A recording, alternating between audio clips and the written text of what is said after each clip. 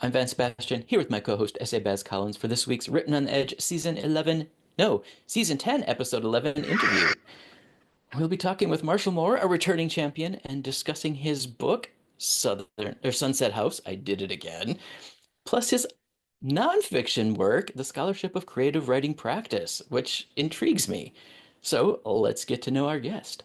Marshall Moore is the author of four novels, four short fiction collections, and the memoir I Wouldn't Normally Do This Kind of Thing, which we talked about him last time, link right here.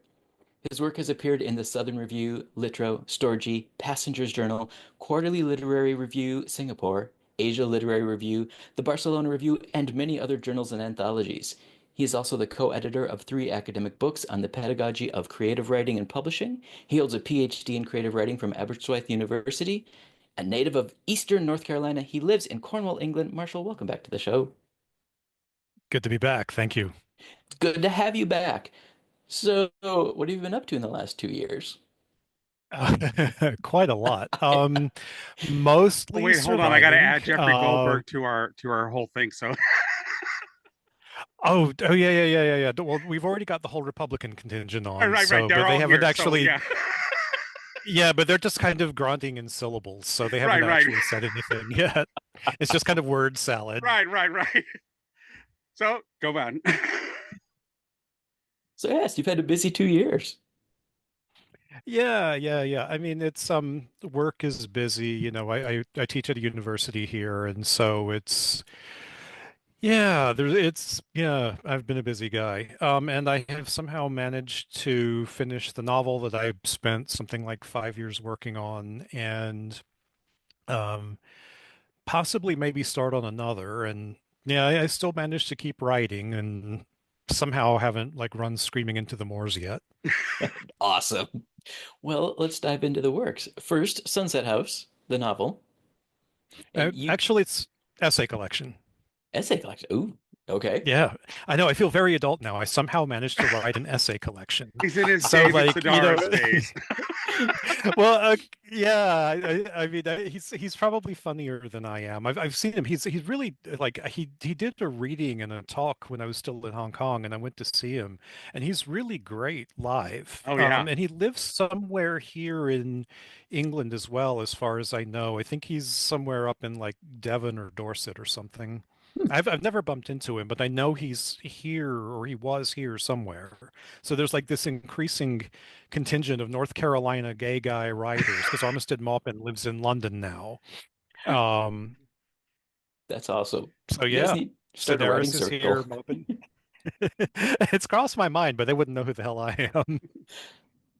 Maybe, maybe not. One quick Yeah, internet search, they and I knew who might. you were. Yeah, fair. Yeah, there's that.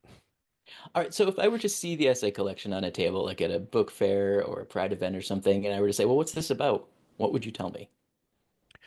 Um, Marshall in his Joan Didion era. I would say, or Marshall trying to be in his Joan Didion era. Um, I started writing essays after I moved to the UK, because I'd written the memoir, which we talked about before, and I was very sweary, if I remember correctly. A Um, bit.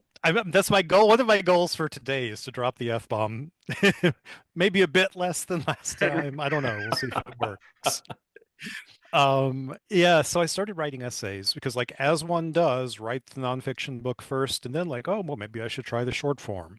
And it seems to have worked. I had this experience where, um, I was living in Hong Kong previously, and I went through all the bad stuff, the violence, back in 2019 and 20. Hmm. And then right after I moved to England, so down here in Cornwall, well, the whole country gets really, really strong Atlantic storms. And I didn't realize they're basically cold hurricanes. Didn't know. And so a named storm hit one weekend right after I moved into my house. And I was like, meh, I'm from Hong Kong. We get typhoons there.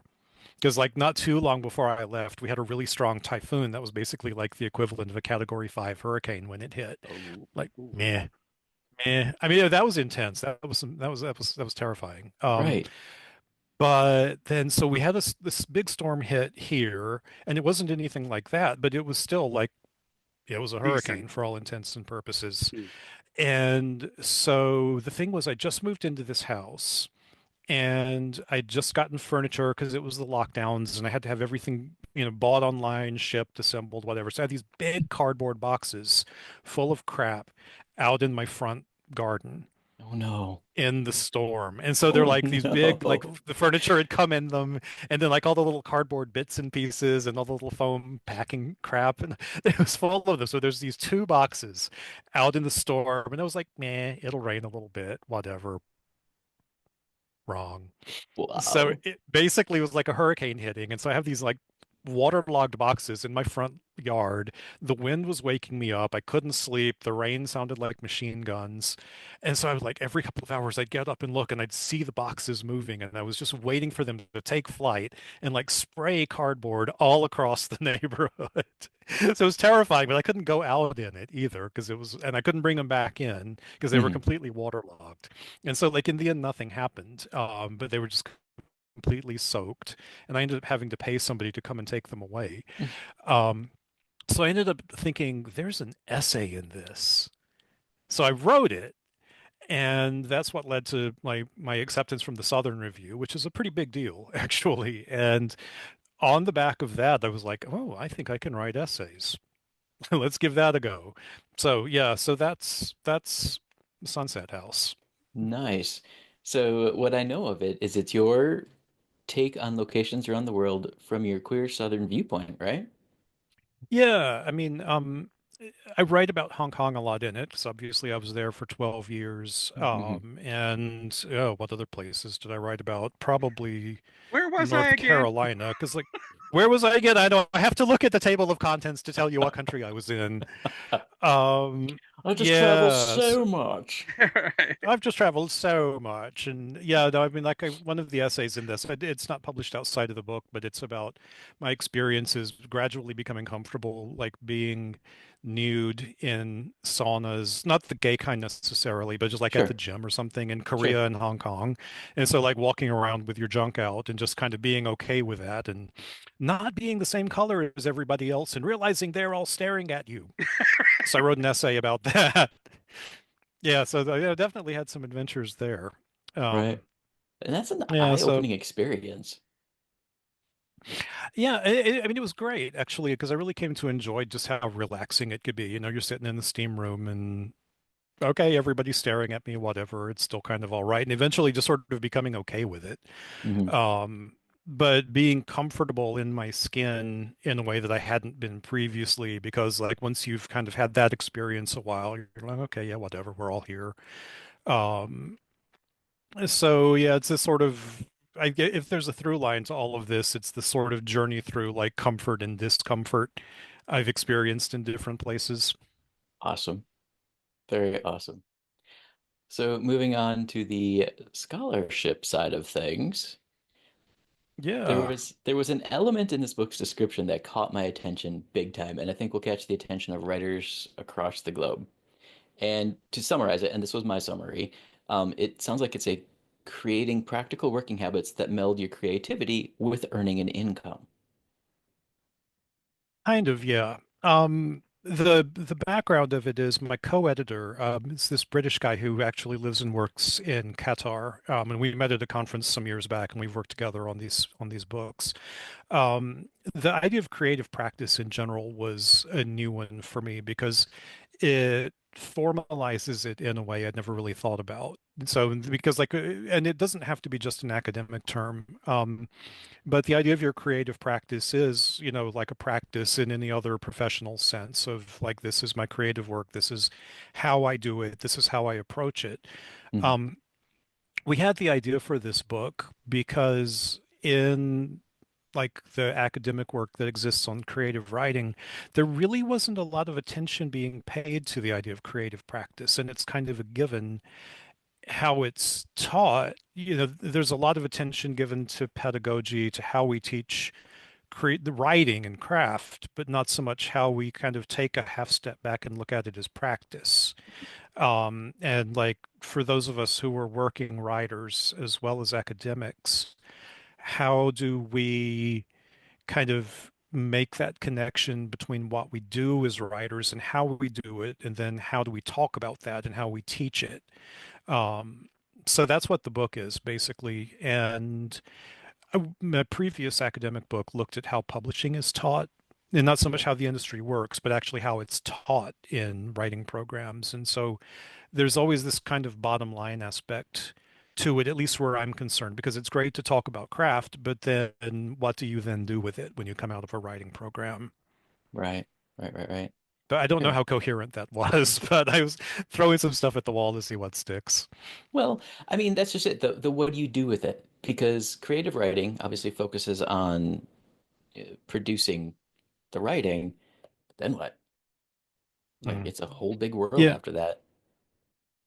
Yeah, and the publishing industry is so weird in general because in some ways, I mean, it is in some ways it's like really dysfunctional, but then it's eventually adapting. But then, I mean, I realized this as a writer starting out in the States, back in the Pleistocene, when like, if you're gay and you're a writer, then you get the identity label and you get the glass ceiling, and then it's a real struggle to kind of move beyond that.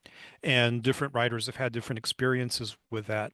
Um, but then publishing is so conservative in some senses in that it's really dollar driven, it's really profit driven, but then it's also always kind of playing catch up with what trends are. And so if you're doing something that's completely different, on the one hand, you could succeed, and the industry loves like a hot young debut author. Mhm. Um, but there's less space for sort of a seasoned mid-career professional who actually has their chops and knows what they're doing because it's sort of harder to market them. And the UK is a bit similar. There are differences. It's a smaller market, but it's still got a stronger reading culture. And its literature is taken, I think, a bit more seriously here. Um, so that I think is healthy. Um, but at the same time, it's also like, are you, what are you writing about? Are you ticking specific boxes? And so it's a very risk averse kind of industry, regardless of where you are. Right. I mean, having worked in both literature publishing and insurance now, they're remarkably similar. You know, giant I publishing could see houses, that. yeah, giant publishing houses and giant insurance companies, nobody wants to be the first to do something. But if somebody else Hmm. does it and shows a little bit of success, oh, then everybody does it. And it works the same Yeah. in both industries. Yeah. That's interesting. I'd never thought to connect those, but that absolutely makes sense. It's crazy. And yeah, I've seen that, what you were talking about too, what is trendy in writing. If vampires are trendy right now and you start writing a vampire novel, by the time that sees the light of day, nobody cares about vampires. The market's super saturated. Absolutely. Yeah. Yeah. I mean, people will try to get in on the coattails of whoever's had that path finding groundbreaking. Well, I'm trying to say three words at the same time. Who's ever had that initial success, they'll try Mhm. to grab hold of it, but it passes quickly, and then it's sort of on to the next thing. Right, right.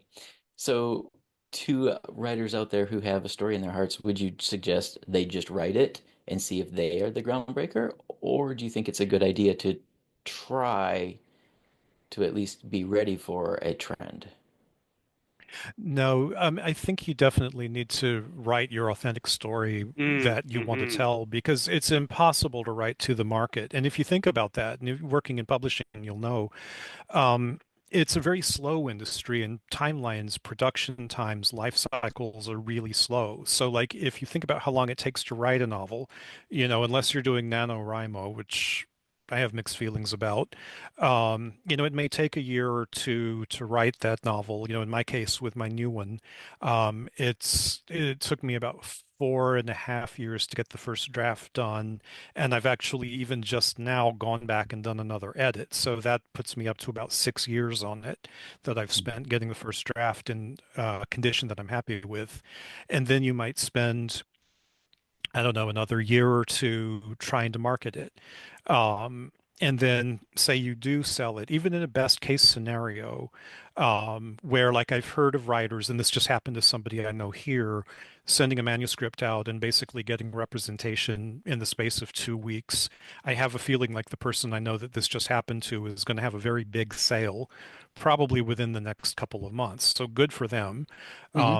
But that's kind of like the legend. That's the thing we all dream of. But the Right. reality is it could take a year or two, even more, to sell the book. And then if you sell it, then it's going to take another year, year and a half before it comes to market. So by that point, at a minimum, 3 or 4 years will have passed. No way you can write to a market that's like vampires are popular now. Well, 5 years from now, are they still going to be? People will be sick of them. Yeah. Oh, great. Sparkly vampires. That's One okay. of my students here, one of my students here was completely slagging on the Twilight vampires, and she said, "Why do people care about these? They're disco balls." Yeah, yeah. I mean, and the thing that kills me is that, people have watched like Interview with the Vampire now, and they're stunned. A lot of the children out there, the children, they're The like, children. yeah, they watch it and they go, "Oh, these don't sparkle. Oh, it's like, child."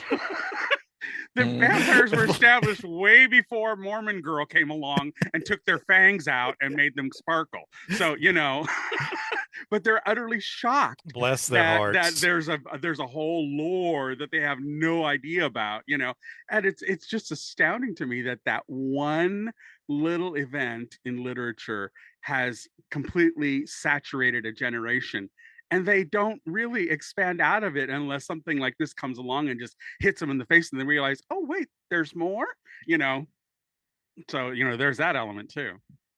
Right. Yeah, I shouldn't say this. I actually did read one of her books to see if it was Oh, any good, and I read I them read the all, and when first I one. got to the last one, I chucked the book across the room. I was so mad at it. So yeah, it's the only book that ever like met the wall. yeah, I Me. mean, good for her for finding a trend in a niche, and good for her. I'm sure she's enjoying her gazillions of dollars, but Yeah, yeah, nothing I else has mean, hit after that, but not in the not in the fan club. yeah, Yep. yeah, Agreed. Interesting that I have similar take on the True Blood, the yeah, vampire, the yeah, novels versus the television HBO series. yeah. I never got around to reading those. I saw them for years in bookstores, and I'd always pick them up and be like, "Oh, this looks kind of cool," and just never They're got just around to trashy reading them. Southern novels, is what they Yeah. are. So They're just pulp fiction, is what it is. But I the know series this is a made them huge, more alluring than the books actually are. well, yeah. So I know there's a trend right now of authors having their little baby that nothing can happen to. Her first book, and it's the only one I read, to be fair. The first book is all about Sookie, and Sookie is the princess, and nothing bad can happen to her, but nothing ever leaves her perceptions. The TV show or the series did a fantastic job of focusing on the other characters and bringing them to life and giving Mhm. us their takes. So it was my personal example of wow, the production was so much better than the print.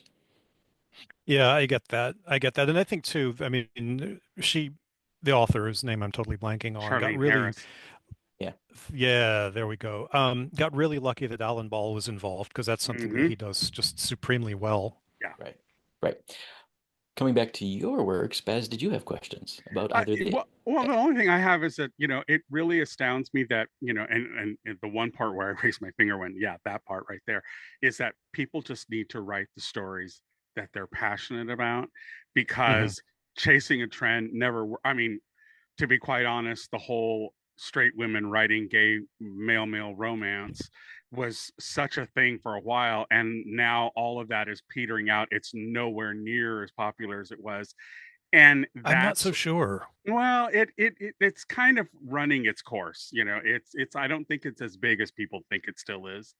But I think it's interesting that, rather than constantly doing this and writing, basically pulp fiction reads, it's like they're trying to chase the money to make sure that they have something that's marketable when it's supposed to be Hmm. hot and ready to hit. And so your works tend to look like paper dolls, where you're just taking the same kind of things and then just slapping on different costumes and Yeah. cosplaying, kind of thing, rather than really thinking of a premise and a heartfelt position to actually write something that Yeah. has some meat on the bone, and really making as you pointed out, charting your own course and letting something hit and let everybody else try to ride your coattails. And I think that that's really what our writers in the audience should take away from this. Write Hmm. the story you're really passionate about. don't write it because you think it's going to hit. Write it as if Yeah. it's just this is the one thing you want to be remembered for, and just write the hell out of it and really hone in on it, and that should help you start to, and you may, your success may come after you're long departed from this planet. I mean, look at F. Scott Fitzgerald. His works are much more well known than it was in his time, so Hmm. you kind of have to just let go and say, as long as it's out there, it has a chance. I may never see it, but you Yeah. have to trust that it's out there in the world, and it may be ahead of its time, and it'll hit at a much later date and become all the rage, and great for your descendants. But there you go. So I totally agree with you on that point. Yeah. Well, I'm in this group on Facebook, Gay Men Loving Gay Books or something like that. It's pretty big. I think there's like 17,000 members. And this issue of straight women writing gay romance comes up regularly there. Mm-hmm. The funny thing is what I'm seeing as an issue right now, and I think it is a bit alarming, is this trend, and it's been happening for a few years and it's still happening, where when writers are marketing their books, or when they're doing kind of self-promotion on social media, there's this propensity to like bullet point the kind of key character traits and themes in the book. So it's not just like, here's the book cover, here's what it's about, here's the bullet point list. So age gap romance, MMF, um, such and such, maybe, ace rep, maybe one of the characters identifies as ace, Right. It's all check boxes. or something. What, and so it's check boxes, and then, substance abuse and recovery, neurodivergent, whatever. And so it's like they're, on the one hand, I get that people would like to read books that mirror their own Right. experiences Mm-hmm. somehow. And I understand there's a validation in that, and I'm not trying to take away from it. But I'm worried that this is prioritizing outcomes and Right. They're activism chasing a above the market. creative work itself. Mm-hmm. And so it's chasing a market, but it's chasing it in a weird way, because there's this kind of activist intent behind it, where are you focusing on the outcome, or are you focusing on the story? Because it needs to work as a story first. Right. Hmm. Exactly. That part right there. Right there. Yep. All right. Well, I'm going to separate the two books in my question, but it's the same question for both. Is there anything about Sunset House we didn't think to ask that you would love the world to know? Yeah, exactly. I just, He I just just best separated the Vanna White. books. Well played. Well played. Yeah, I have my moments. Anything about Sunset House that people should know? It's really good and you should read it. There you go. Perfect. Um, Endorse. it's really good and you Endorse. should read it. Yep. All right. Well, what about the Scholarship of Creative Writing Practice? Well, I mean, it's an academic book. It's mainly geared toward academic audiences, to be honest. Okay. So, I mean, considering, well, I don't know if there's a price on this. But Is it's a there? fabulous bathroom read. It really is. When you're on the can, you should absolutely pick this up. It's a royal read when you're on the throne.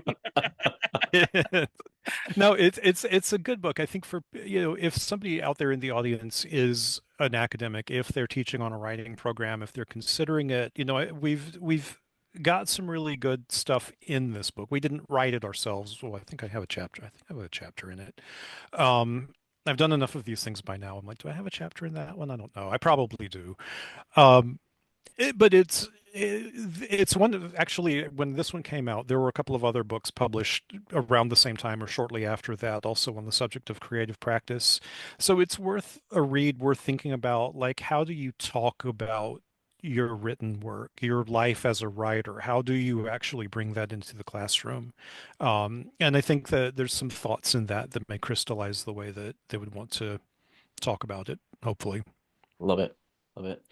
All right. Well, I'm going to turn you over to Baz for our get to know you questions, but then I want to come back and ask about that 6-year project you've been working on. Okay, yeah, we can totally talk about that. Okay, so in this year of diving deeper, can you name a movie that was better than the book, other than True Blood? It's kind of funny. We've gone there already. I'm going to depart from that slightly and name a TV series adaptation. And I'm really going to go out on thin ice, but I think the new Interview with a Vampire series is astonishingly good. Yeah, it is. I love the book. I deeply love the book, and I also think that it's very much a product of its time. Yeah. It was written in the 70s, and some of the sentiments that were there and made their way into the book have outlived their time. And I think that having moved on and updating the characters the way that it's been done, it's gorgeous. It's so well done. Yeah. Yeah. So And to help they're promote able it, to play with themes that she couldn't necessarily play with very easily. so Yeah. so yeah, so to promote that, because we love Christopher Rice, he has talked in other interviews about this and said that yeah, when his mom wrote the book, she was very hampered by what the publicist would allow. And so Yeah. when he was working with her to rethink this for the TV series, she got to put in the things that she had always wanted in there. And so he got to make sure those came to life. So yes, you're absolutely right. And it's nice This that is it's in his hands that, he's the steward of Hmm. what's going to go exactly, on. but So, yeah, this is Yeah. exactly to your point. This is more the story she wanted to tell. And I think you're right. Yeah. The series That's the series is yeah. so good. Yeah. Yeah, yeah, and there's really some bravery there that it's just nice to see, and there's definitely been moments of, oh my God, they went there. yeah, Good for them. and the fact that they just, the essence of the characters hasn't really changed. How Yeah. how they've displayed it and brought it forward, all good, and it's nice because it gives those of Mhm. us who know the works, it gives it new life, but at the same time, it's so anyway. It's really true to the story. Yeah. Yeah, no, it's fantastic. They're doing such a good job with that. All right. Well, which fictional character would you most like to be friends with? Lestat. I Surprise! know. I know. This will surprise no one. Yeah, and you know what? Kudos to Sam Reed because he's totally made me forget Tom Cruise. Ought to get a medal for that. Yeah, that alone. I mean, well, honestly, Tom Cruise did a good job the first time around. I mean, even if he's, you know, problematic, I wasn't mad at the performance the first time No, around. And it's it was not a Neil bad. Jordan It's as yeah, well. it's not bad. It's just Sam has well, he's had more time too. He's had much more time Yeah, to really play the character out. So yeah, yeah. No, I'm looking forward to next season. That's going to be the good I one. am too. I am too. I am too. All right. Well, what's the most fascinating fact that you know? Because I'm a huge nerd, I know way more than anybody should about which cities are building new subway systems in the next decade or so. I'm just fascinated by public transit, and so I know stuff like that.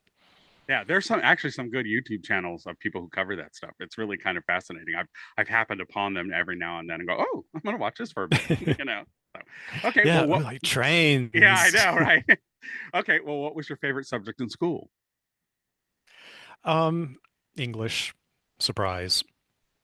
I know you're probably rocked by that, but Oh yeah, yeah, no, I'll clutch my I know pearls. the trauma. I'll clutch my Yeah, pearls yeah, later. All right. Well, before making a telephone call, do you rehearse what you're going to say? I do.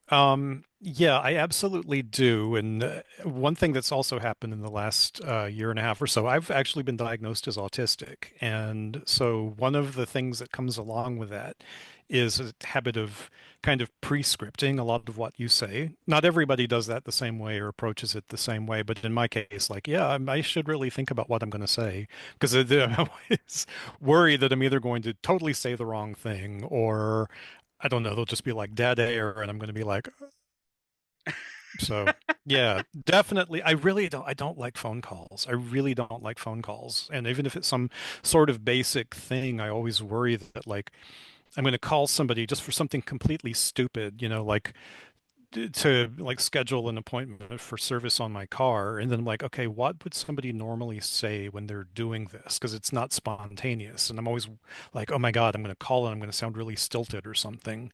So I totally overthink every interaction like that. It's absolutely as fun as it sounds. Okay. Do you Well, find that the advent of texting in the last decade has made that easier? Yes and no. I mean, you can't organize certain things by text. So Fair. like it's in some ways it's easier to do things like booking appointments or whatever in some cases, but there are people sometimes you just still have to call. And honestly, like the still having to call part puts me off. Like I don't want to call on the schedule. I don't want All right. Gotcha. Well, what current event or causes are you passionate about? Well, given the political landscape right now in the news, it's kind of hard. Duck Like, and well, let's cover. see. Well, the imminent doom we're all apparently facing. Um, yeah, I mean, there's volumes that could be said about that. It's really a difficult time to be American. I mean, even living abroad, like I'm in the process of applying for permanent residency here in the UK, and I'm just like, it's terrifying. What if I don't tick a box and they kick me out of the country? Where am I? I can't go back to the United States. Um, I mean, I don't even think it's safe. So it's hard to be, even though there's all kinds of stuff going on that we need to care about, it's just like overwhelming how much we have to care about right now because it's terrifying. Right, right. To quote Auntie Vera Charles from Auntie Mame, oh, nothing except nothing's worth anything anymore. That's basically where we are. All right. So, if you could visit anywhere in the world, where would that be? Um, I actually really want to go to Poland. I've always been Oh, fascinated by the place and never had a chance to go. And like the architecture there, the cities are amazing. It's this really great literary culture. It's very erudite and just a lot of gorgeous places to see. And I'd like to be able to have some time there. And Argentina, kind of well, similar reasons. that could be very interesting, considering everything going on Yeah. there too. hmm Yeah, there is that. Yeah, Yeah, maybe I'll just like go to Uruguay, sit in Montevideo, and then right, look right. across Visually the look river. Like across, yeah, Argentina's over there. or some I'll just hang out mountaintop in here Chile, going, yeah, pretty much. Yeah, I'll just like hang out in Santiago and I'll just have some right there wine and you get to go. look over the Pyrenees, the Andes, or whatever fucking mountain range they are. I There just it said is, the the first F Pyrenees. bomb. Those bumpy things. Yeah, we'll Okay, look I over knew there. there was gonna have We'll to look be, over yeah, into those Mordor. things. It's Those over in big Mordor. things. It's over there. The Okay. Pyrenees. Who, Jesus if Christ. anyone, was your first celebrity crush? I had to think about that one. And because I don't know that I had one in the conventional sense, but I want to say Tom Selleck for The Bulge.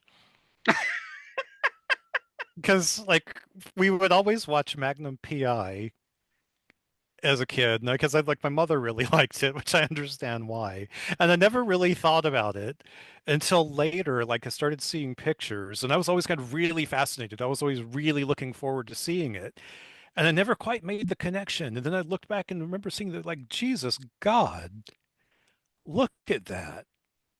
And it was just like front and center in every single episode. And so I Huh. was like, okay, yeah. Yeah, that's some absolute sausage goodness going on there.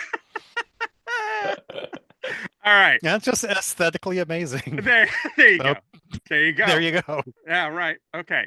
And finally, what's your personal favorite recipe that you make, and are you willing to share it with us? I make a pretty good jambalaya, actually. My Every yeah, Southern my boy should. father's every Southern boy should. Well, I mean, my father's side of the family is from Louisiana. And ironically, I didn't grow up eating it because he never cooked Cajun, Creole, Louisiana stuff when we were growing up. He didn't start until like it was in my teens. So I didn't try it until we visited. I never actually visited the place until I was a teenager. And then, fast forward to when I was living in Hong Kong, I went to a restaurant there and had jambalaya, which was as disappointing as you would expect. And I was like, Christ, I can make this. And so as I got online and I started looking and found recipes and made it, I'm like, Christ, this is so much better. And so over time, I've just kind of got my own jambalaya recipe going on, and I'm actually, yeah, it's really good. That's excellent. That's excellent. Well, you made it through the list. Bravo. I Mhm. did. I did. All right, you've been teasing us with a 6-year project. We weren't going to hold you to anything, but what are you willing to share about it? No, it's fine. It's done. Yeah, it's a new novel. It's called Winterville. I don't know if I talked about it last time. Did I mention it? I think I wasn't finished yet, so I probably didn't. I don't think you did. I don't recall Yeah, I it. don't remember.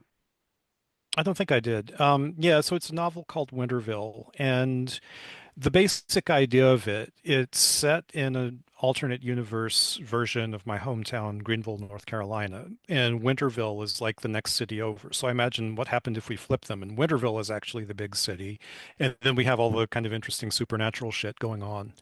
Um, so it's the basic idea, it's sort of told from two characters' points of view. Surprisingly, they're both gay men. Shock. But like one sort of strand of the story is these two guys and their son moving there, and kind of restarting their lives after some turbulence. And then the other one is this travel writer guy who's been sent down there. And there's like a festival there, kind of like their version of South by Southwest. And so he's sent down there to cover it, and naturally it gets bombed. And so it turns out that there's all this weird supernatural stuff going on behind the scenes that both get involved with and are part of. And a great deal of really bizarre stuff happens. Sounds interesting. Nice. Yeah, I had fun writing it. I started it. I had the idea for years and years, and just sort of different elements kind of had to come together. Um, and then I started writing it back in like 2019 or so, and it was when everything went to hell in Hong Kong. And so it was like my escape hatch. Mhm. So I would like just deliberately go spend some time with this story because I wanted to spend time not just with these characters, but with this world I was building. And I focused so much on the world building with this one, even more so than I've done with previous books, just because I wanted it to also be my escape hatch. So I really love the world. I really love the characters. I love the story. Eventually it'll see print, and I'm hoping people will like it. Awesome. Well, where is the best place for people to keep up with updates to this, other projects, and any appearances you might be making? I have a blog that I should update and don't. Here we are. Yeah, I mean, I kept a blog for so long. I think it's just one of those things one kind of burns out on. I'm active on Blue Sky at the moment, so like I've got a placeholder account on Twitter just because A, I refuse to call it X, and B, I'm really hoping that it finds its way back out of Elon Musk's hands and like we can kind of use it again and it won't be terrible. So I've kept a placeholder there, but I'm not active on it. So Blue Sky, yeah, that's kind of where I am. You Nice. should And think that's about moving your Marshall. blog to Substack. I have, but I think my relationship with blogging now is it's just one more thing I have to keep track of. Right. Well, And the I've beauty of reached, Substack is that you can do the video part of it too, and just rather than always writing, you can always just come on and say some stuff, and go live and let people talk to you directly. So it's another way of doing it. yeah, it's a thought, but I'm at this kind of paring down era, if that makes any I don't know. sense. Yep. Yeah, I was just like, let me have one fewer thing that I have to keep up with, Yeah. and that would be amazing. So he's entered his Greta Garbo phase. I want to be alone. I want to be alone. Well, so for folks who are using Blue Sky, you're Marshall S. Moore, Moore at Blue Sky, and they can find you pretty easily. I did, so they can.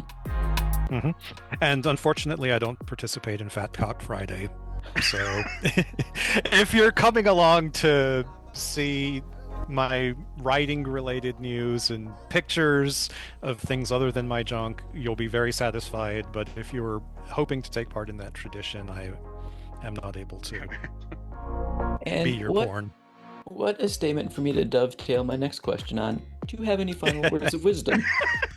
John started OnlyFans. Yeah, no, I'm not going to do that. Yeah, no, just I'm really glad that I'm able to be back here, but I'm really grateful that I'm like still getting published and people out there still seem to give a shit. I value that. I don't take it for granted. A lot of the guys I started out with getting published back in the Pleistocene aren't still writing, aren't still publishing, and I've managed to do that. So, yeah, I mean, if you're reading my stuff, I'd just like to say thank you. I love that. Thank you. We'd like to extend a huge thank you to Marshall Moore for coming back and talking with us. Marshall, thank you so much. Yes, show off those beautiful covers. Right, we at Written on the Edge are proud to introduce you to new media by queer content creators. If you enjoy learning about new artists or hearing our thoughts on entertainment media, please like and subscribe so you get the alerts for new episodes. Follow us on YouTube. We're almost at 1,000 subscribers. We need just a couple more. You 8 out there, all 8 of you, sign up. Yeah, you 8. But please do so also, because we've got so much extra content out there. History of queer literature, history of queer movements in general. We're gonna start trying to put some recipes out there, all of these interviews, some TV reviews. Baz and Albert are doing some great stuff with movie and film watching as well. Go check it out. This show is produced by Rogue Ravens Media. For our disclaimers, links to social media, our listen stations, or to sign up as a guest, visit www.roadpodcast.com. Tune in next week for your queer media fix. Bye-bye now.